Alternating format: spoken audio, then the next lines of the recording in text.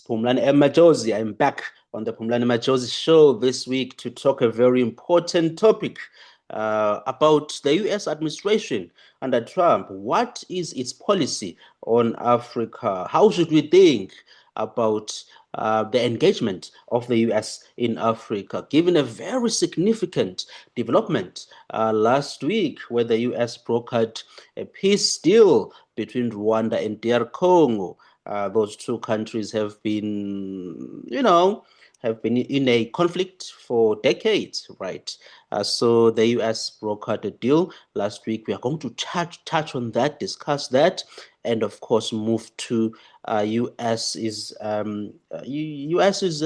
economic policy toward Africa. What can we look up to? And the current president, Donald Trump. And joining me is Dr. Jamal Mohammed. Dr. Jamal Mohammed is a senior economist at Koforidua Technical University in Ghana, and he is also an executive director for Africa Development and Resources Research Institute. Jamal, Dr. Mohammed, great to see you, sir. Wonderful to connect with me. How are you doing? All good? All good. I'm good. And good morning. How are you? I'm well. And Thank you so much. How are you to your listener to? And I want to say good morning to all our brothers in South Africa. It's And afternoon then good now. It's morning to after my 12 p.m. it's afternoon in South it's afternoon in South Africa. So Yeah. good afternoon to your panels who are watching us live, and good afternoon to Ghanaians all over abroad. Wonderful, wonderful, Jamal. Thank you so much for taking time to talk to me. Last Sunday, the former DR Congo president, Joseph Kabila, he said that the peace agreement brokered by the U.S. last week, he said it's just diplomatic theater. and I'm quoting him on that. Quote, diplomatic theater. That's the former president of DR Congo, Joseph Kabila. So he's negative on the deal. What do you make of this deal, Jamal? Is it something significant? Because some people, they are complaining that, look, this is another, we are being colonized by the US. They are going to have control over our resources. It's going to be bad for us. But what do you make of this deal? Yeah, so this deal in nature is quite multifaceted. Yeah. It is quite multifaceted because sometimes in medicine, we say that you just don't treat what has happened, but you treat the symptoms. And so in dealing with international policy and also policy that is shrouded in interest, it has to be one that is dealing with the interests at the same time the symptoms. However, I side partly with Joseph Kabila when he said that this deal is just where the United States wants to milk the resources of Africa. As to the level of colonialism, I may not be able to go into that. This is just a short-term deal that is supposed to unravel some resources for the United States of America. At the same time, bringing us a medium-term peaceful agreement between these two countries. However, when deals are going to be seen to be one that has a long-term prospect as far as development is concerned, and also at the same time engendering peace, which is a prerequisite for ensuring development, such a deal should have an ability to treat the symptoms, not just the end result.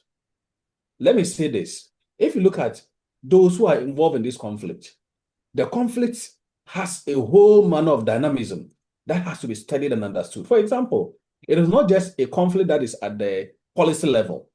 It is a conflict that is rooted in tribal sentimentism. At the same time, resource struggle for resources.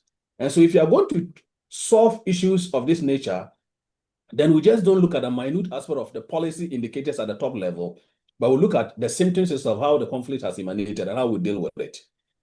If you look at, for example, the role players in there, we can talk about Rwanda, we can talk about Congo.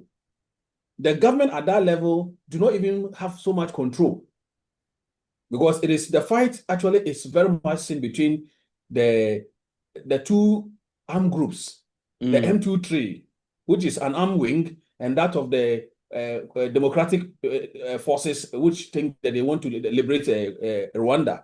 So these two fighting is not even at that level, at the level of policy, but it is at the level of the base for which communal people are enlisted day in and day out.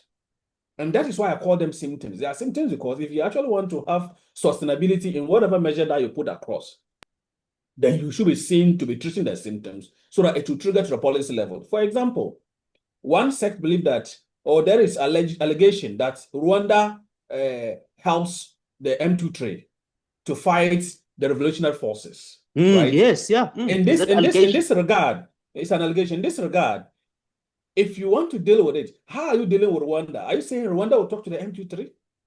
There can always be a shift in leadership as far as military and then rebels are concerned, because they have some control of resources for which they have direct benefit.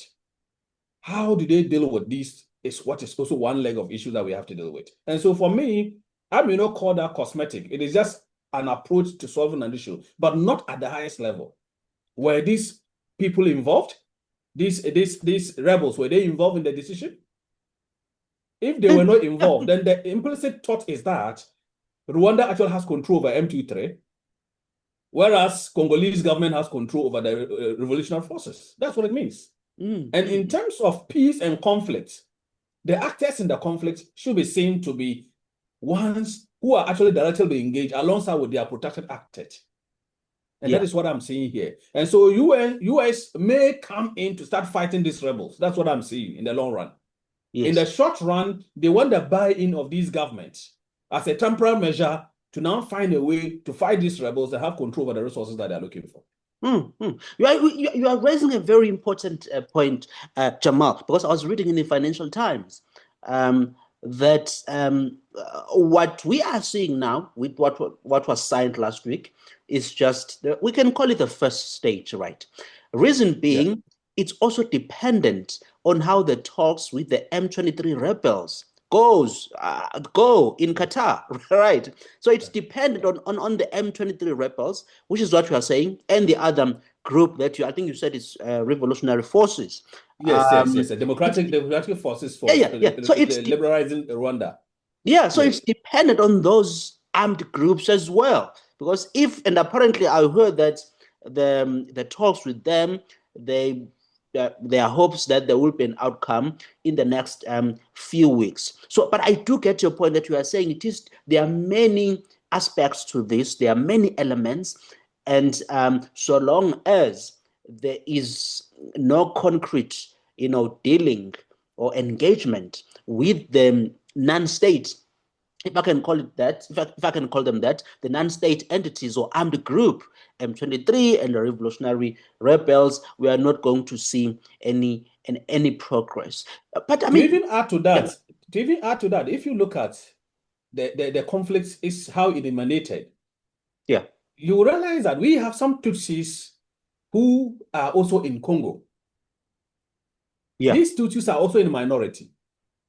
Then we have the Hutus who also migrated there and Revolutionary Front as rebels to be able to deal with this matter. Now, even if there is a peace treaty that has been signed, Rwanda wouldn't sit aloof to allow these Hutus who are there to fight with the Tutsis. That will be another realm of difficulty that will come on the way of this big pact, because it is so volatile, and the volatility of this nature, it is not about just the top level policy or signing peace with the top level. It has to trickle down to the bottom, so that those who are there will feel that their peace is not jeopardized. They have security which has been protected. And tribal conflicts do not just end that way. It takes decades to end. And that is why I'm saying that it will become so protracted, in the sense that people who don't feel safe in the line of Tutsis who are minority in Congo, and then the Hutus who are currently there, if there is any kind of suppression, Rwanda will definitely have to come back in the long run.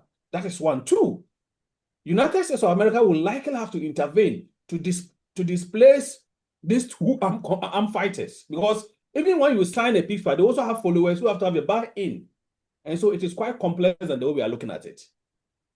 No, I do agree with you that, of course, I think it's definitely going to be the case that the US will need to be involved in some form of a military to ensure security, right? Because one thing is clear here, this is just my view, Jamal, that is, we cannot overlook the fact that our leaders as well have failed in ensuring security in these regions, right? Not only the DR Congo situation, you could go to Mali, you could go to Sudan, where we face some serious issues there. Of course, there are global dynamics as well, but our leaders, they have, in terms of security, they've failed in many, many ways.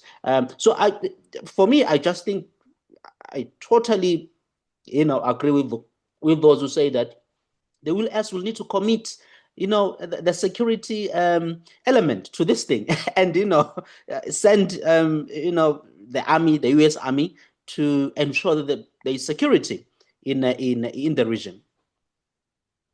Yeah. So, and you see, if you also look at the international level in terms of geopolitics, if you look at the nature in which China came into Africa and how China was able to have a grip of some of these resources, which hitherto inter alia were neglected by United States of America.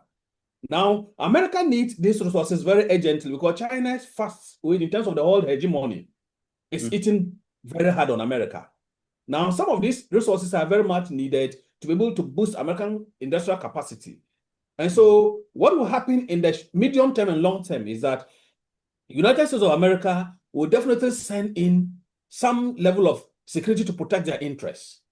Now, that will also trigger some other international other countries like US, China, we can talk about Russia, also having to have to gravitate towards that area, because you know very well that they also have interest in some of these things. And Russia has been able to do that in terms of these breakaway countries from AU and ECOWAS, these countries, these military juntas in Mali, Burkina, and others. You can see Russia's role being played there. You can see China coming through Ghana, through to the other part of the other African countries. And then the essence of these BRICS, which is going to also bring their geopolitics that we are going to see. And so what is very important is that it is not just going to be an isolated event. Signing a peace pact with them will not be an isolated event. The United States of America will have to commit military resources, economic resources to be able to protect the interests that they want to do. And bear in mind that UK has some pact with Rwanda. They also have an interest. Rwanda has other pacts with other countries. So it is going to be quite multifaceted. And so for me, this will be a short-lived for 4 years for Donald Trump. But if we do not take time, the escalation will be serious in the long run. It will be serious in the long run because it will become so protracted that it will not become United States of America's fight against other Western powers. Now, there are the people who make this argument, Jamal, and that is the US is going to make investment in the infrastructure. Yes, they're going to have mineral rights. In fact, that is what. So the foreign minister of the DR Congo, her name is it's Therese Kaikwamba Wagner, right?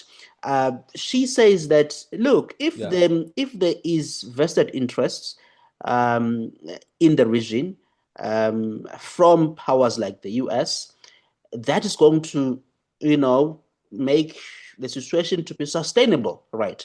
Because that involvement, at least the US is going to have an interest there. And therefore, they are going to invest in infrastructure. And President Trump was asked, I think it was the last weekend, by an American journalist as to, is he going to develop that region in the DR Congo where the US will be, will have mineral rights? And he said, yes, we are going to develop the place. We'll ensure there's security. And we may get to a point where we want to basically bolster the markets, right, in the region. What do you say is that positive view of them? Because at the end of the day, we do know that the place before it's been dysfunctional, right? You have over 6 million people who have died over the past decades in the conflict. This is according to the Council on Foreign Relations. We have seen widespread displacement of people in the Eastern Congo in this conflict. Some people are saying if the US is going to put in the money and try to stabilize and build the infrastructure, yes, they will have an interest, but that's better than what we've seen over the past decades. So you see, the development will not come in handy as we are looking at it. Yeah. It is also going to be based on what is on the ground and the level of coexistence between the local people and the investors from the United States of America. Bear in mind that resource alienation is one of the most difficult things that we can find in Africa, where the locals have feel that they have resource rights. And then multilateral corporations who have the privilege to sign an agreement think that they have exclusive rights. So there's going to be so much tension, if you don't even take time, because sensitization is very important to the local people. US can come and set up all those things. Are they going to employ all these local people? Do you do not have employable skill? That is also going to be another dimension. Two, there are rights to resources where they used to have freely will now be taken away from them. Bear in mind that this junta will take some money, the people in the local community also get some money out of it. Now, there is going to be distribution of these rights. And if there is distributional rights and resource allocation, there is going to be a problem. Because in the interim, remember that the firms are going to think about how to maximize their returns for putting investment in that locality. And they are not going to bring that major infrastructure in development that is expected as far as these people signing the deal are concerned. I thought that they could have done some mathematics, quantifying the effect of the war, quantifying the effect of stability, and looking into the long run how this would impact their economic development. But in the interim, this multilateral will not bring in the kind of industrial growth that is required in these areas. Resources have to be mined, profit have to be secured. Then at the end of the day, they will think into how they can then stabilize their investment by way of non-contributing to development. Remember, it is also going to be the government function to ensure or to endanger development. And so whatever mineral rights, royalties that will be paid to the government would have to form part of what they think will be used for development. At the same time, how sustainable development will come into play by ensuring that mining is safe, the community is given an alternative livelihood for them to live better. And so development will not come easily as we think it is. Yeah. So what model would you think? Because you are saying that this will be short-lived. That's what we are arguing, that this is just it's going to be, or at least look like it's effective during Trump's last term in office in the White House, and then things are likely to go, in the negative direction again. But what model, if you were to advise Trump at this point, and the DR Congo and Rwandan leaders in trying to find a sustainable solution there, they've already started this. What would you say? Okay, so first of all, what I would have advised is that there should be one genuineness in dealing with each other. There should be genuineness. Yeah. In terms of genuineness, two, we should also look at what we call resource allocation, which is one of the basic theories I think could be used. The resource is found somewhere close to Rwanda and that of in Congo. Rwanda, if you look at in time past, feels that they have ownership of these resources. And so that has to be a decision that has to be made. Two, how much of that resources will go to Congo and that of Rwanda has to be made as a decision. Then three, how the investment that goes in there will take cognizance about the role played by the indigenous will also be something that has to be discussed. If this is done in terms of modeling for development, then I will go for one where all of these actors that I've talked about are put into the resource benefit model. That aside what you are just coming into tap, this is the quantum of resources that will be retaining in the locality for development. And then once there is development, the people will definitely get job to do. And so the need for armed violence will reduce. And so it is not just going to be one. And so the United States of America must move beyond these role players, because these ministers, these governments are just one part. Yeah, but in a larger scale. It's what we are saying. Yeah, they're just one part. There is M23, there is Revolutionary Forces. Yeah. Yeah, so in another scale, in a larger part, the interest for these resources are so huge that you need to identify these role players, identify the communal needs, and see how you can solve it. And if they solve it holistically, they will continue to have these resources for as long as they live with the people. But if it is just have to be just cosmetic, where these two people to talk, the government level will talk, there are even people within the government functionaries who have direct benefit aside the entire government. You may even see a minister who benefits from this, even aside his role as a minister and his role as a government functionary. So these interests must be seen very well, and they know themselves. At the local level, they can tell you how these resources are shared among these actors. At the government level, they can tell you that how these governmental controls are done. So even if there is a government control, that can be one leg that can be discussed, which has been discussed. But the down players are very important. Remember, in the pyramids, the action is at the down there that goes to the top. And so the down players are many, and they have to be taken care of very well before these things this benefit we think will come. Yeah. Now, the US president is going to ask you, so what does the US get out of that? He's a transactional, he's a transactional man on foreign policy. It's very transactional. Yes. What does the US get out of Jamal's? So in the interim, the US will get their resources in terms of the cobalt, the lithium, all those resources that we can find there. US will get these resources. However, if there is that kind of talks with the rebels and the rebels do agree, then they will have to get their pound of the flesh.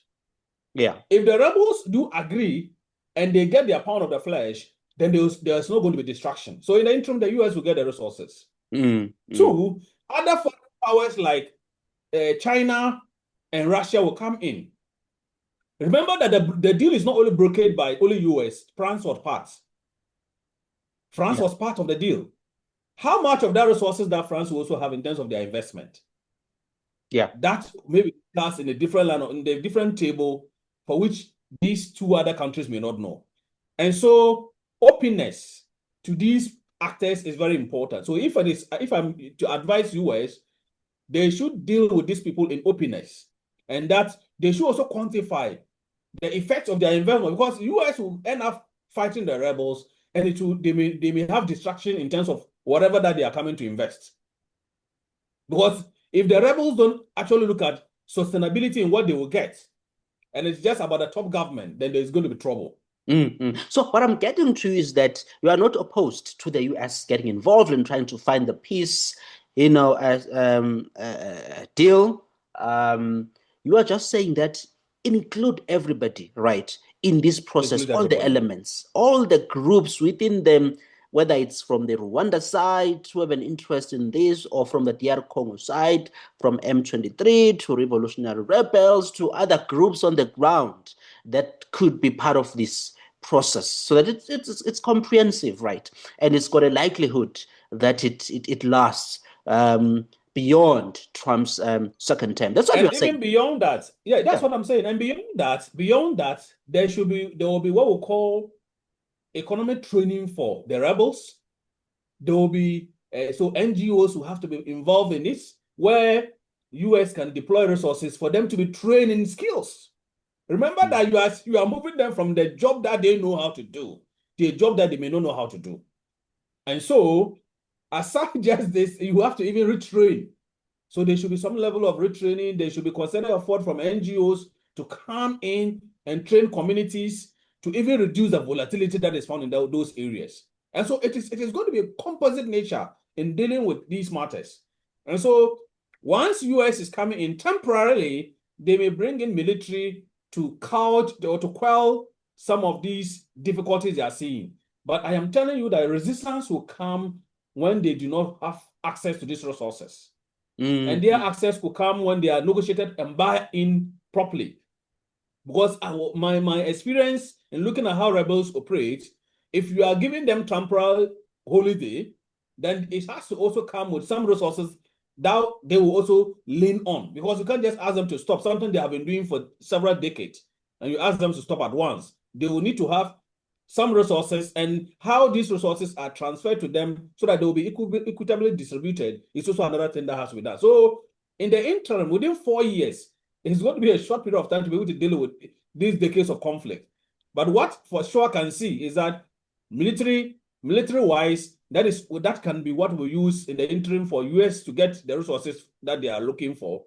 But sustainability of the peace will have to be something that will be done consistently and transparently for a long period of time before it is achieved. So now, quick, because we have 10 minutes left now. Now, move to something here brief, and then we move into the broader policy of the US under Trump toward, to Africa. Why couldn't our leaders in Africa address this issue? Why couldn't they? I mean, for decades, right, with 6 million people dead, according to the Council on Foreign Relations, and thousands displaced. Why couldn't our leaders address this? African Union, the regional bloc in East Africa and Central Africa. Why couldn't we address this ourselves?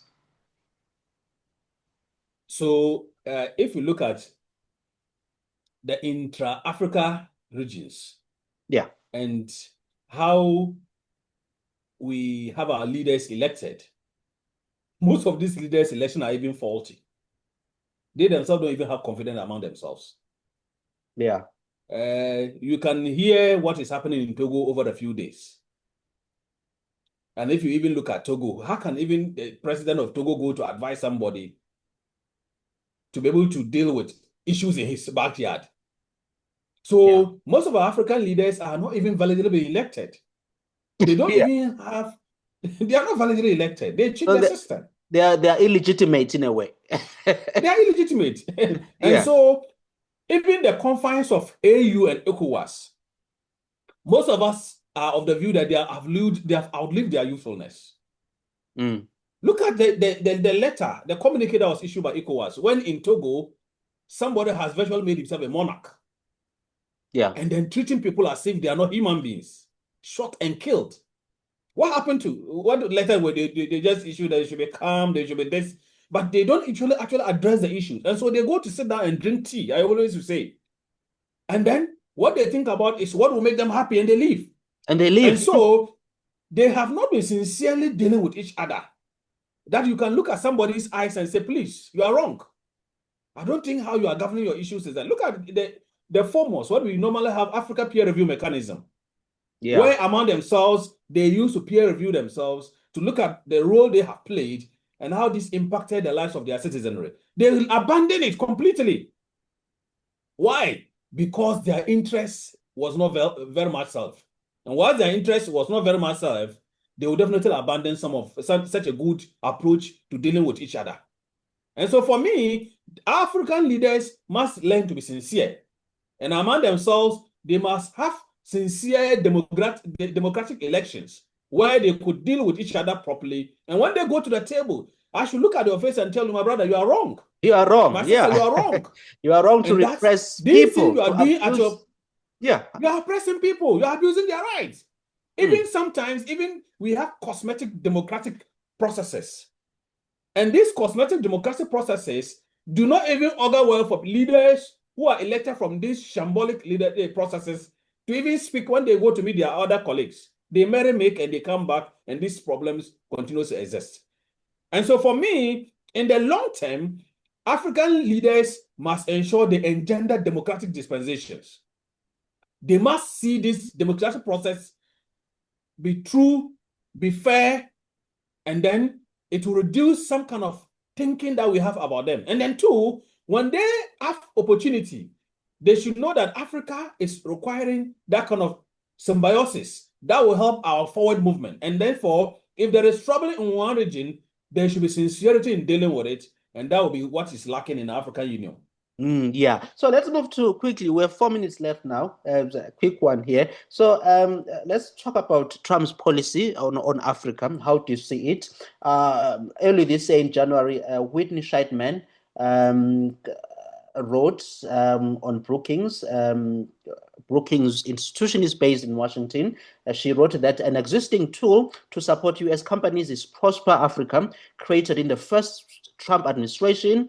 The initiative has helped to close 1,852 deals valued at $86 billion over the last 4 years in 49 countries, right? So Donald Trump has this Prosper Africa initiative where basically he's trying to make it easy for U.S. companies to invest in Africa. And we saw recently, I think there is the Africa Affairs division of the U.S. I think they call it the Bureau of African Africa First, they said that the approach to Africa going forward will be on trade, not foreign aid, right? So the idea that Africa will be helped by aid, that's out of the way. They will focus on trade to strengthen, bolster trade relations between the US and Africa.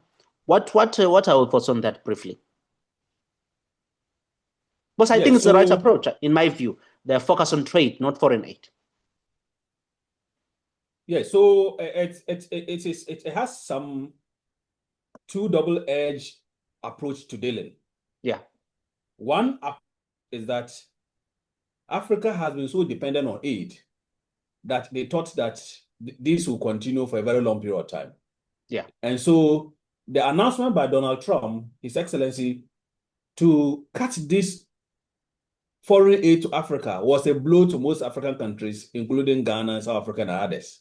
Yeah. Now, it's served in the interim to alienate most of these African countries who used to pay so much allegiance to United States of America. And so Donald Trump's policy was to ensure that American companies get the fair deal in terms of whatever that they do. Yeah. Which I think it is not bad. If you, as a government, you must always look inward and see how to build the sector that you think will do your country very well. However, African countries cannot trade with US with the same terms as they have, because most African countries are import-driven and they do not have enough companies to be able to produce, to be able to trade equally as US is thinking. Whatever African countries have done in the very long term is to send in raw materials at this raw state. And so that has been the kind of trade relationship that existed between African countries and the United States of America. Now, if they are thinking about using trade as a way of United States of America existence in Africa, then it has to also have a very short-lived approach, because most African countries are now coming to the drawing board to see industrialization as a niche that can propel the development of these African countries. And Ghana is an example. Now, the only way they can do is to disrupt such development process and still make Africa an import-driven led countries. Yeah. Not an export. That is also going to be resisted internally by actors within those countries. Because if now countries have their citizenry championing industrialization, which if you look at the Bretton Woods institutions, say that should not be the way Africa should go. Africa should rather be importing at a lower cost and then use that to do other industrial growth.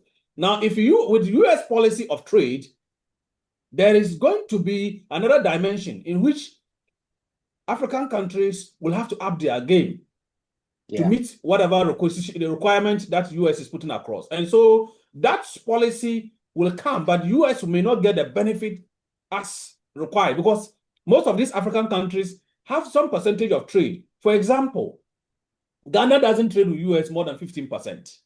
For example. And so how much of trade with Ghana and US will do? Likewise, South Africa has some quantum of trade partnership that they have with the United States, or they benefit from the United States. And so there is going to be scrambling for Africa, because the first policy of Donald Trump, where he sought to move some NGOs like USAID and others from Africa, you realize that China had to come in. And now China is gaining grounds. And if you look at the world hegemony I talked about, China is set to move towards leading the world in terms of its hegemony as far as global trade is concerned. And so in terms of United States of America, they will need to realign and retool their friendship with Africa.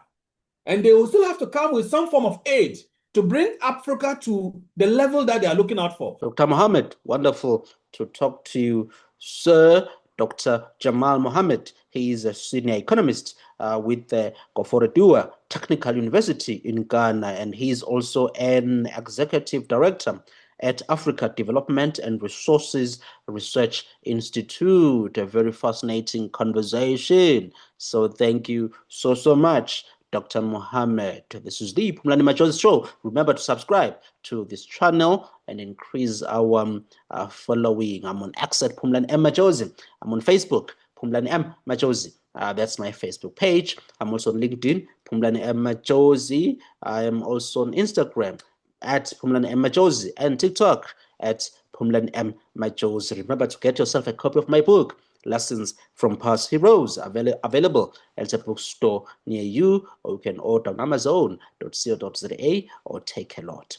We'll chat soon.